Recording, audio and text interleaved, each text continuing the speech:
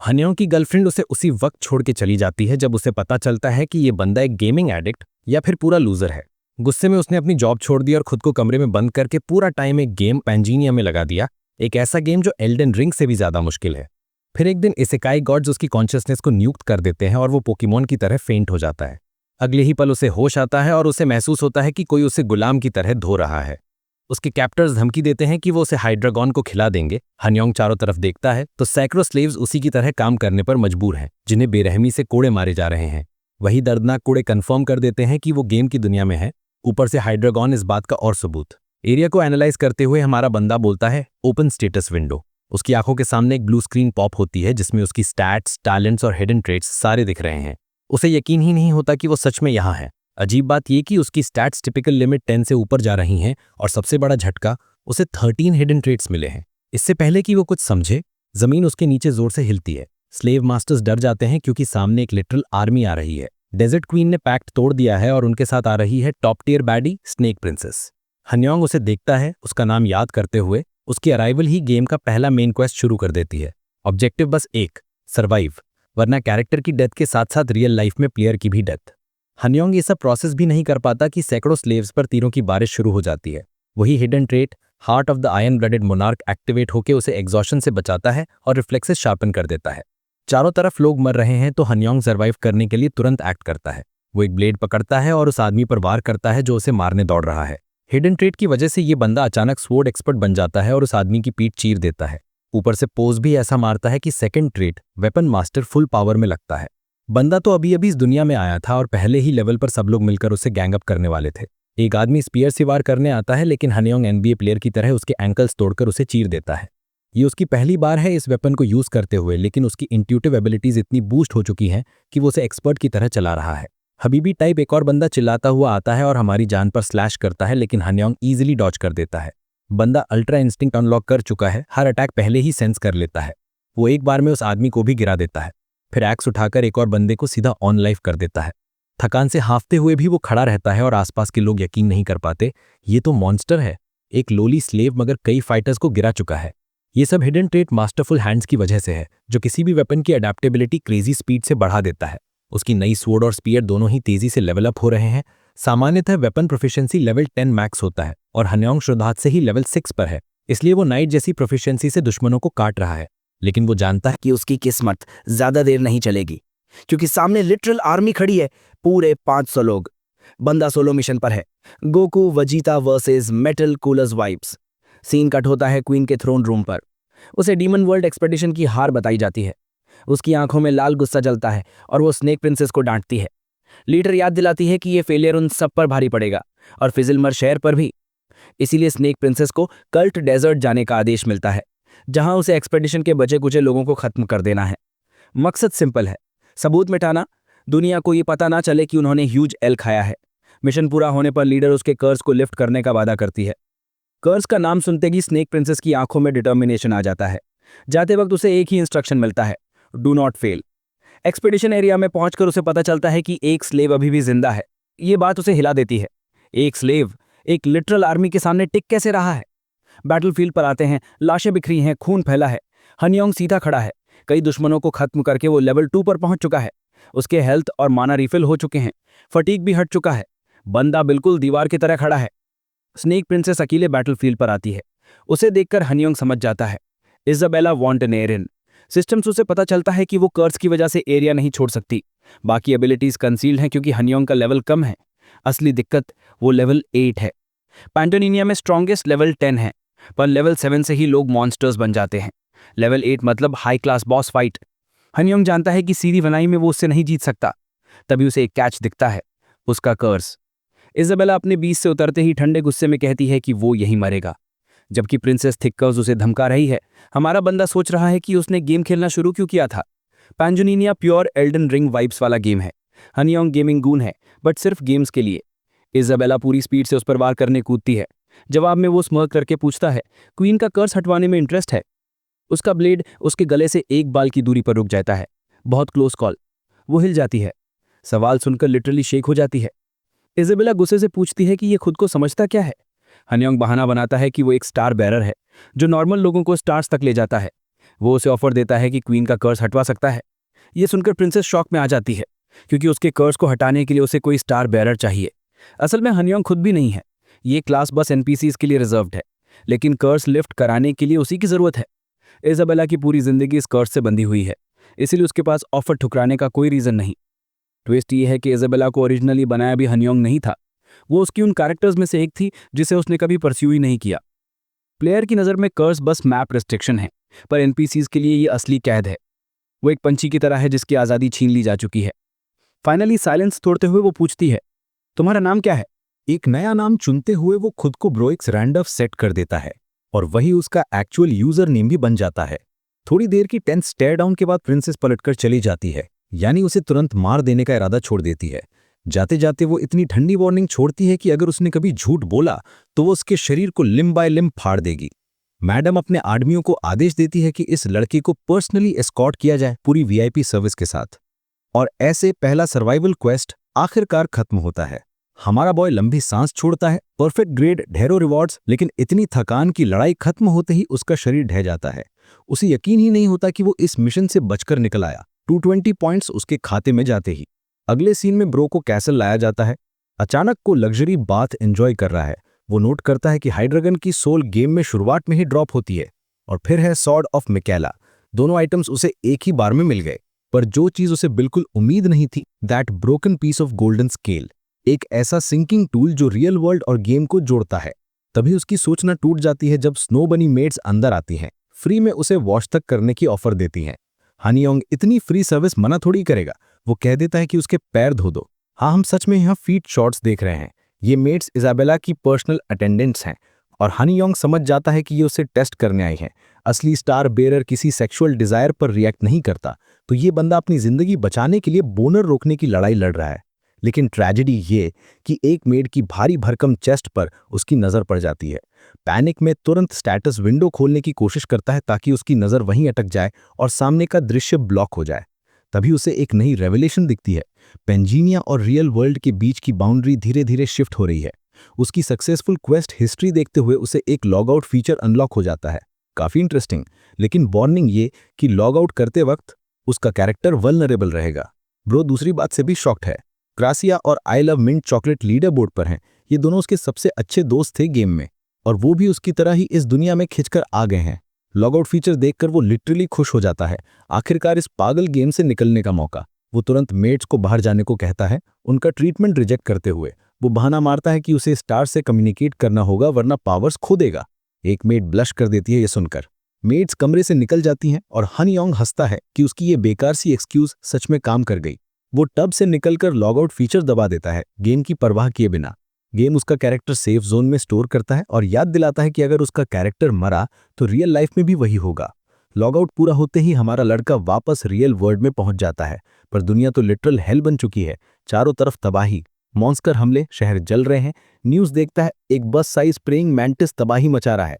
डर से वो गिर पड़ता है, ये समझते हुए कि गेम के मॉन्स्टर्स असली दुनिया में भी आ गए हैं। तभी उसके पास वही गोल्डन फ्रैगमेंट पड़ा दिखता है, दोनों वर्ल्ड्स के कनेक्शन का सोर्स। कुछ मिनट पीछे चलते हैं। गेम से लॉग आउट करते ही उसकी यादें तेजी से दिमाग में दौड़ती हैं। हनियोंग अपने कमरे में आंखें खोलता है और सोचता है कि ये सब बस कोई अजीब सपना था। खुद पर हंसता है कि ऐसे बिहेव कर रहा था जैसे वेब नॉवल का एमसी बन गया हो। लेकिन जैसे ही उसकी नज़र टेबल पर पड़े छोटे से गोल्ड फ्रैगमेंट पर पड़ती है, उसका कॉन्फिडेंस हवा हो जाता है। पैनिक में उसे उठाकर रियलिटी पर सवाल उठाता है, अगर ये चीज़ सच में यहाँ आई तो पूरा अनुभव असली था, और अब गेम की साइट पर गेम नाम की कोई चीज़ बची भी नहीं है। हनियोंग का सस्पिशन सही निकलता है। रियल वर्ल्ड और गेम वर्ल्ड की बाउंड्री टूट चुकी है।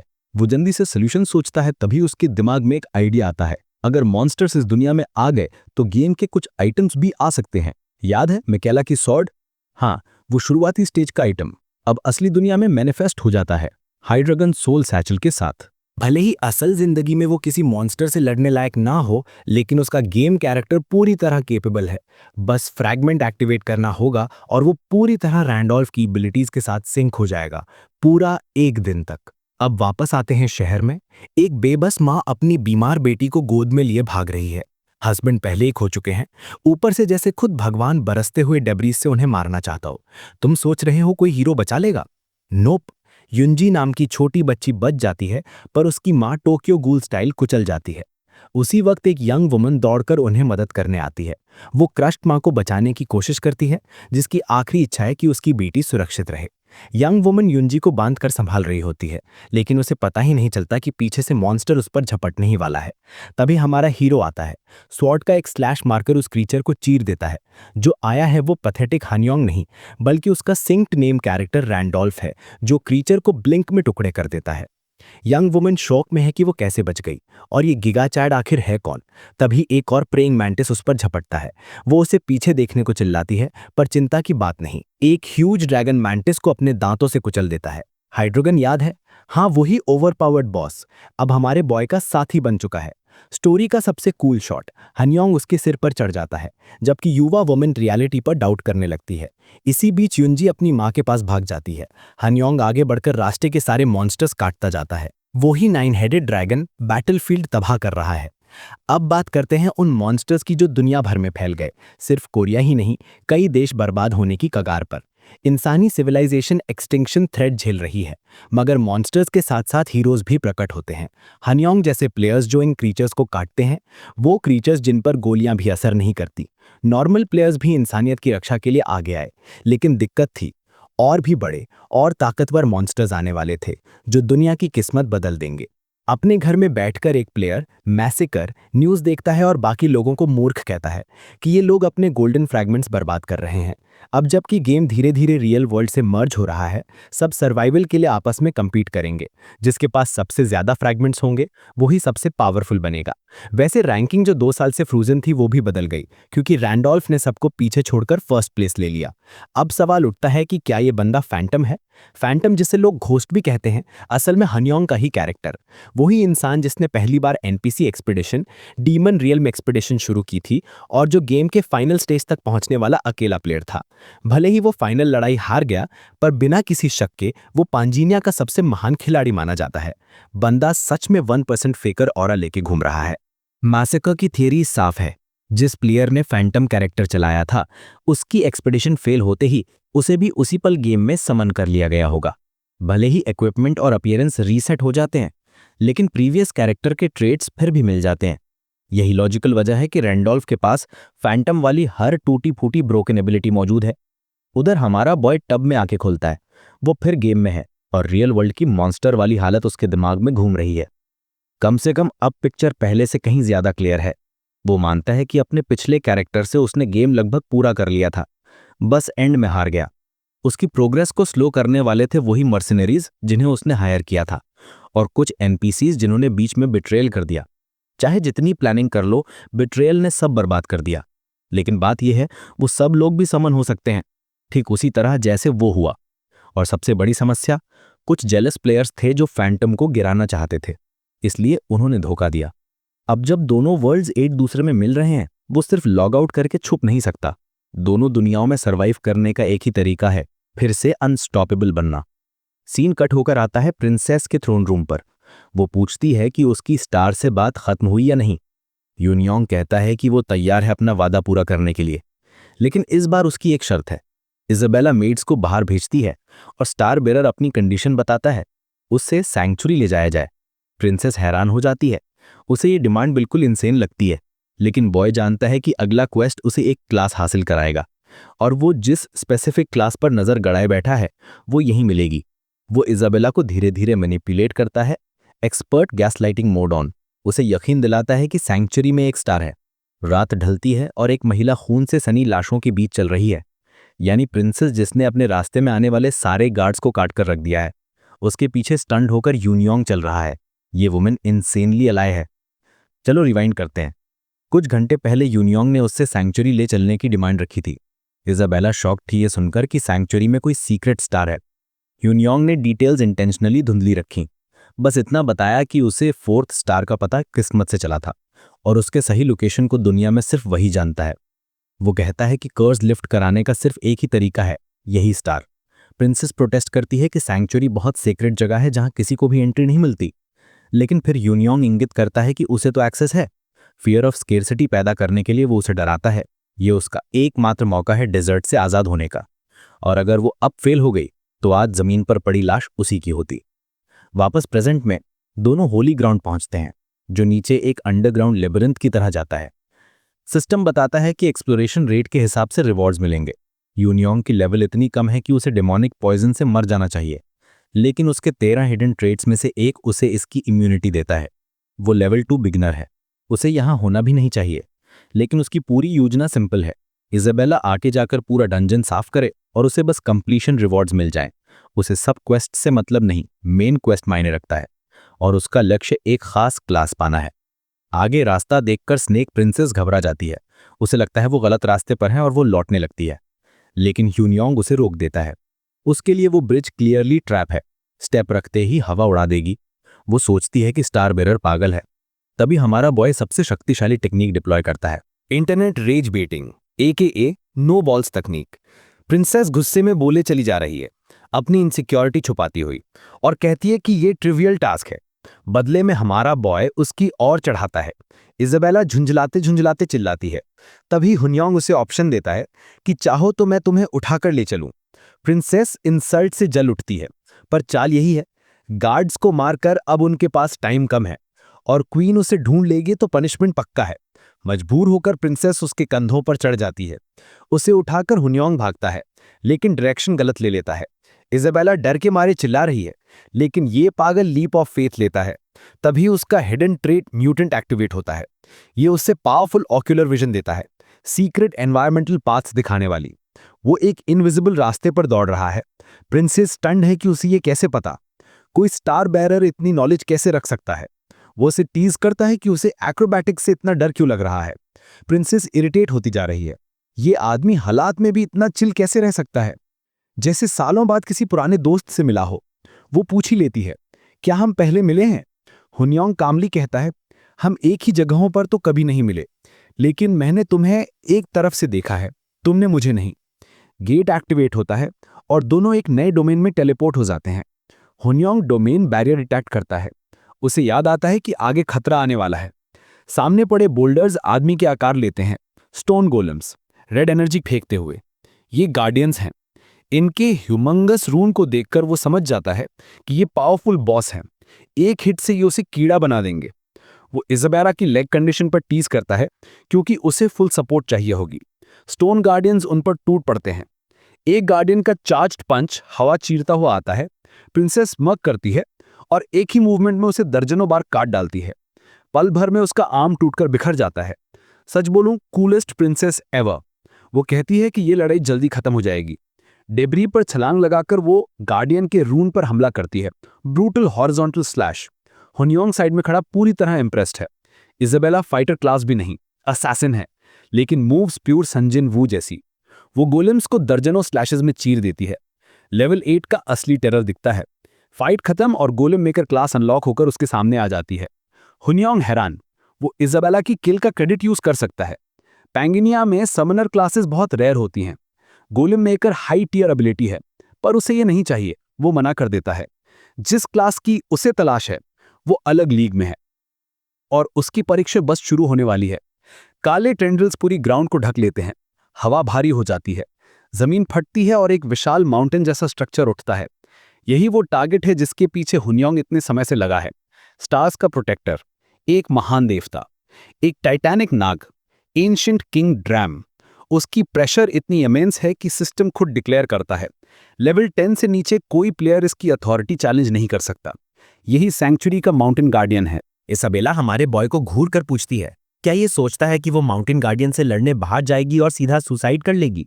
हनियोंग पूरी ठंडक से बोलता है कि माउंटेन गार्डियन तो बड़ा स्वीट सा जेंटल जाइंट है, पहले अटैक तो करता ही नहीं। रियलिटी, अगला ही पल गार्डियन धाड़ मारकर सीधी पहली स्ट्राइक छोड़ता है। प्रिंसेस डर के मारे बेयरली बचती है। हुनियोंग खुद शॉक, उसे याद ही नहीं कि ये बीस्ट इतना अग्रेसिव था। प्रिंसेस भी चिल्लाती है कि फ्रेंडली की उसकी डेफिनेशन बहुत ही बेवकूफ़ी है। ग्रेटर गॉड चैलेंजर को एड्रेस करता है, अगर टेस्ट पास करना है तो गार्डियन हराना होगा। इजाबेला रीजन देने लगती है कि उसने तो चैलेंज करने का सोचा भी नहीं। फिर अचानक याद आता है कि रास्ते भर उसने गार्डियन के सर्वेंट्स को कचरा बना दिया था और अब ग्रेटर गॉड उसकी सारी डिनाइल पर भड़का हुआ है। टेल विप मारकर उसे उड़ा देने की कोशिश करता है।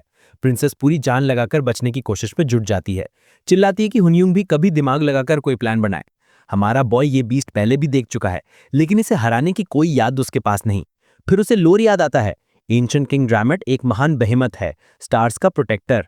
गोस्ट कैरेक्टर के समय जब वो यहाँ आया था तब वो विल्हेम नाम के 5 स्टार लेवल 10 कैरेक्टर को रेस कर रहा था, और तब गार्डियन ने उस पर हमला नहीं किया था क्योंकि विल्हेम सारी क्वालिफिकेशंस पूरी करता था।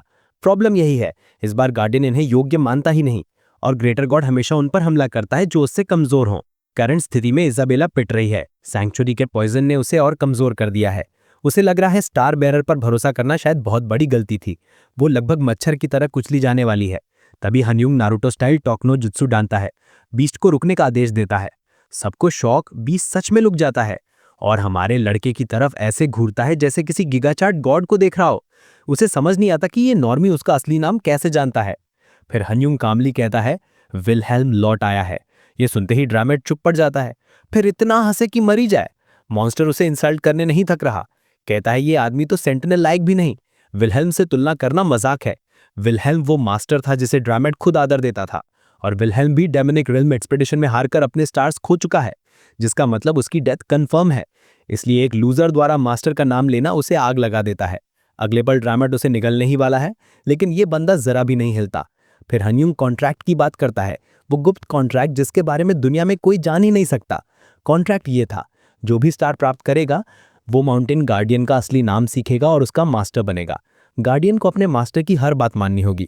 कॉन्ट्रैक्ट का जिक्र करते ही सिद्धांततः खिलाड़ी मर जाता है, बट रैंडोल्फ मर नहीं रहा क्योंकि वो विल्हेन नहीं है। यही लूपहोल उसे बचा रहा है।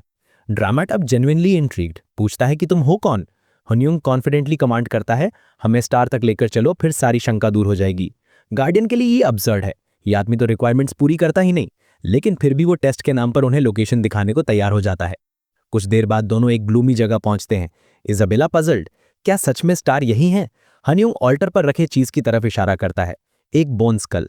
प्रिंसेस अंडरवेल्म्ड, लेकिन बॉय बताता है ये लिया का चेहरा है, रेल्म की ट्विन गॉडेस। उसकी बॉडी के 32 फ्रैगमेंट्स कॉन्टिनेंट में फैले हुए हैं और उन्हीं को स्टार्स कहा जाता है। इनसे ट्रांसेंडेंस हासिल करने का एक तरीका है। हुनयोंग स्टार पकड़ता है और इंस्टेंटली आग का वॉर्टेक्स उसे निगल लेता है। इजाबेला घबरा जाती है। गार्डियन हंसता है, कहता है ऑर्डिनरी मॉडल स्टार छूकर मर ही जाता है। वो सेलिब्रेट कर रहा है कि ये ह्यूमन मर चुका, लेकिन अंदर हुनयोंग एकदम ठीक। वो एक्सप्लेन करता है कि स्टार सिर्फ चीटर्स को मारता है, नेगोशिएशन से आए हुए को नहीं। असली समस्या है क्लास अक्वायर करना। बिना क्लास के स्टार पकड़ने से गलत क्लास मिल सकती है। ये उसने कभी ट्राई नहीं किया। उसके 13 ट्रेड्स चमकने लगते हैं, उसके पिछले मैक्स्ड आउट कैरेक्टर की सारी स्किल्स जैसे जाग उठती हों। स्टार उसे डिस्ट्रक्शन का सामना करने योग्य मानता है। फ्रैगमेंट टूट जाता है और उसकी माना उसकी बॉडी में समा जाती है। नई स्किल्स, स्टार पियर्स और ब्लेसिंग ऑफ द स्टार्स उसे मिल जाती हैं। ट्रांसेंडेंस पूरा होने के बाद ये इफेक्ट्स हमेशा रहेंगे, और इसी के साथ उसे क्लास मिलती है, स्टार सक्सेसर। इजाबेला दंग, ये आदमी स्टार की सारी शक्ति नेचुरली अब्जॉर्ब कैसे कर रहा है। सब शांत होने पर हुनयोंग उससे पूछता है कि कर्ज हटने के बाद वो क्या करेगी। प्रिंसेस बोलती है कि वो इस घटिया डेजर्ट से निकलकर अपने परिवार की ब्लड लाइन ढूंढना चाहती है। हुनयोंग कहता है कि वो उसका कर्ज रिमूव कर देगा, बस एक शर्त पर। 1 साल तक उसे उसकी सेवा करनी होगी। उसके बाद वो दोनों उसके परिवार की तलाश पर निकलेंगे। इजाबेला रानी के गुस्से से अभी भी डरती है। किसी और की अधीनता में रहना उसे बुरा लगता है, लेकिन हुनयोंग उसे भरोसा दिलाता है कि वो अलग है। उसकी सिंसियरिटी उसे छू जाती है। प्रिंसेस घुटनों पर गिरकर पूरे समर्पण के साथ अपनी लॉयल्टी व्यक्त करती है। हुनयोंग उसे सही फैसला लेने पर बधाई देता है। फिर ड्रेमेट की तरफ मुड़कर उसे चिढ़ाता है, देखा, मुझ पर शक करने का नतीजा। अब टाइम है कर्मा का। वो गार्डियन को कमांड करता है, झुको, एक अच्छे सांप की तरह। ट्रांसेंडेंस के चलते अब कई कॉम्बैट कॉन्स्टलेशन उसकी ग्रोथ पर नजर रख रहे हैं। उधर डेजर्ट क्वीन इजाबेला की बिट्रेयल सुनकर चौंक जाती है और दोनों को पकड़ने का आदेश जारी कर देती है। मीनवाइल रियल वर्ल्ड में लोग गैस लगा रहे हैं कि रैंडोल्फ कौन है। फैंटम ही होगा, वरना ग्रेसिया से ऊपर जाना नामुमकिन है। 5 साल बाद फैंटम की वापसी ने पूरे टॉप ब्रास को हिला दिया है। पहले वो उसे कांटेक्ट नहीं कर पाए थे क्योंकि वो रियल प्लेयर था ही नहीं। अब जब दोनों वर्ल्ड्स मर्ज हो रहे हैं, उसे ढूंढना आसान है। सब लोग उसे फिशिंग करने की प्लानिंग कर रहे हैं, क्योंकि मेन क्वेस्ट 3 फिर से फर्स्ट प्लेस लाने के लिए भारी रिसोर्सेज खा जाएगा। चलिए अब बात करते हैं फिशिंग की। ये टैक्टिक सीक्रेट ऑक्शन हॉल्स का सबसे आम ट्रैप है। प्लेयर्स एक टॉप टियर आइटम को डर्ट चीप रेट पर अपलोड करते हैं, फिर टैलिस्मन्स की हेल्प से ट्विन एबिलिटी एक्टिवेट करके बायर की रियल वर्ल्ड लोकेशन ट्रेस कर लेते हैं। न्यूबीज सोचते हैं सेंचुरी की बेस्ट डील मिल गई, लेकिन असल में उसी चीप ऑक्शन के जरिए उन्हें ट्रैक करके मार दिया जाता है। प्रॉब्लम, ये लोग फैंटम से भिड़ रहे हैं और वो इस घटिया ट्रैप को 2 सेकंड में पढ़ लेगा। एक्सेप्ट ये क्रेजी चिक सोचती है कि प्लान काम करेगा। लेडी लिटरली गोट लेवल स्टूपिड है, उसे भरोसा है कि फैंटम भी शायद चीप आइटम देखकर फंस जाएगा। वो तो यहां तक बोलती है कि बायर की इन्फो निकाल कर उसे रियल वर्ल्ड में ही किडनैप कर ले। लड़की इतनी पगली है कि दोनों लड़के उससे लाइव पुलिस को स्टॉकर की शिकायत करने का सोच रहे हैं। वो तो खुशी से पागल, सोच रही है कि फैंटम जैसा प्लेयर रियल लाइफ में कितना अमेजिंग होगा। Pure celebrity stand energy. Background में मैसेकर लीडर बोर्ड देख रहा है। रैंडोल स्टेज 2 में भी टॉप पर है। मैसेकर खुद भी रियल वर्ल्ड में इसी फिशिंग टैक्टिक से प्लेयर्स ढूंढकर मार रहा है। सोच रहा है कि आखिर कौन सी इंसेन क्लास है जिसने रैंडोल्फ को फिर से टॉप पे पहुंचा दिया। एंड यस, ये बंदा रियल लाइफ में भी कोल्ड ब्लडेड क्रिमिनल है। लीडर बोर्ड बढ़ाने के लिए कई लोगों को मार चुका है। उधर सिस्टम हमारे बॉय को बताता है कि उसका एक्सप्लोरेशन रेट 100% हो चुका है। माउंटेन गार्डियन की मदद से सैंक्चुरी क्लीन स्वीप। सब क्वेस्ट के रिवॉर्ड में उसे टेलीपोर्टेशन बुक मिलती है, यानी किसी भी एक्सप्लोर किए गए लोकेशन पर इंस्टेंट ट्रैवल। लूट काफी ओपी निकला। सिस्टम एक्सपी जमा करके उसे सीधा लेवल 3 पहुंचा देता है, लेकिन ये लेवलिंग नॉर्मल कैरेक्टर से कहीं ज्यादा स्लो है, क्योंकि ट्रेड्स ज्यादा हों तो एक्सपी रिक्वायरमेंट भी इंसेन होती है। फिर भी उसकी स्टैट्स एवरेज प्लेयर्स से माइल्स अहेड है। हनियोंग मेन क्वेस्ट के रिवॉर्ड पर नजर डालता है। 2 रेयर आइटम्स मिले। पहला शैडो क्लोक, जिसे पहनते ही वो इनविजिबल हो सकता है। Pure invisibility, Harry Potter vibes. तभी एंशिएंट किंग ड्रमूट ह्यूमंस के अप्रोच करने की वाइब पकड़ लेता है। वो मास्टर को बताता है कि इन्वेडर सैंक्चुरी में घुस रहे हैं। इजाबेला इंस्टेंटली समझ जाती है ये डेजर्ट क्वीन की परस्यूट स्क्वाड है।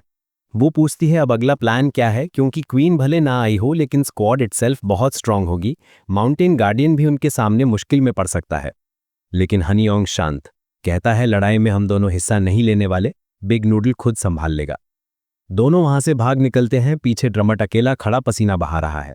दूर से इन्वेडर्स की चीखें सुनाई देती हैं। गार्डियन ने ग्रीट करना शुरू कर दिया।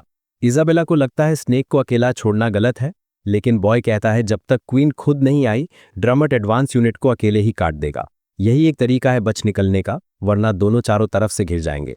प्रिंसेस हैरान, मतलब बॉय ने गार्डियन को यूजलेस समझ के नहीं छोड़ा, बल्कि इसलिए गया क्योंकि गार्डियन सैंक्चुरी से बाहर आ ही नहीं सकता, इसलिए एस्केप तो उन्हें ही करना है। हनियोंग डेजर्ट के एज पर वार्प गेट इस्तेमाल करने का प्लान बनाता है। इजाबेला की कर्स रिमूवल की वजह से वो गेट अभी यूज कर सकती है। प्रॉब्लम ये कि गेट एक्टिवेट होने में 12 घंटे लगते हैं। दोनों बैरन लैंड में फंस गए हैं, किसी जगह छिपने का ऑप्शन नहीं। परस्यूट स्क्वाड जरूर यहां पहुंच जाएगी। ड्रामा थोड़ा डिले करेगा, लेकिन हमेशा नहीं। तब तक बॉय इस कार से कम्युनिकेट करना चाहता है, मतलब लॉग आउट करके रियल वर्ल्ड की हालत चेक करेगा। इजाबेला उसकी रक्षा की कसम खाकर सॉर्ट तैयार कर लेती है। Straight badass. Boy log out करता है, अपनी गंदी अपार्टमेंट में जागता है। लॉग आउट का फीलिंग अभी भी अजीब है, लेकिन वो तुरंत फोन उठाकर न्यूज चेक करता है।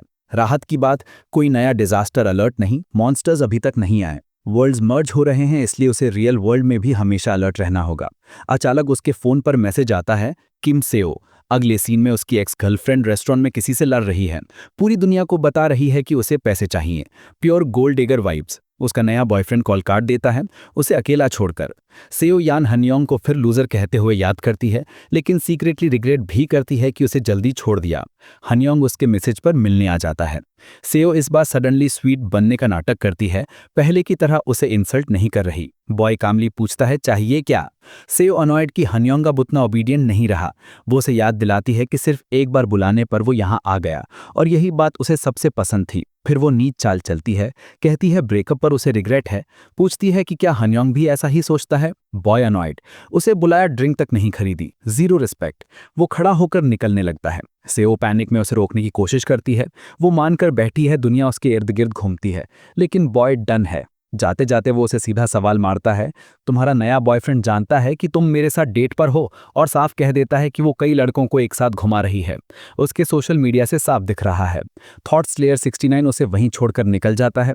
सोचता है अगर उसने रैंडोल्फ की रेजिलियंस अडॉप्ट ना की होती तो शायद डर जाता। डोर की तरफ बढ़ते हुए उसे एक बंदा किसी लड़की को धमकाते दिखता है। वो लड़की को चाकू मारने ही वाला था। हनयोंग बिजली की तरह आगे बढ़कर उसकी कलाई पकड़ लेता है, अटैक रोककर लड़की की जान बचा लेता है। और शॉकर वही लड़की है जिससे वो पहले मिला था। और दोस्तों, यहीं आज की कहानी का ये चैप्टर खत्म होता है। कमेंट में बताना कैसा लगा। वीडियो अच्छा लगा हो तो लाइक ज़रूर करना, और अगर चैनल पर नए हो या इस सीरीज़ को पसंद करते हो तो सब्सक्राइब दबाकर जुड़े रहना। साथ ही हाइप बटन दबाना मत भूलना, इससे वीडियो का रीच और बढ़ेगा। बाकी मिलते हैं नेक्स्ट एपिसोड में।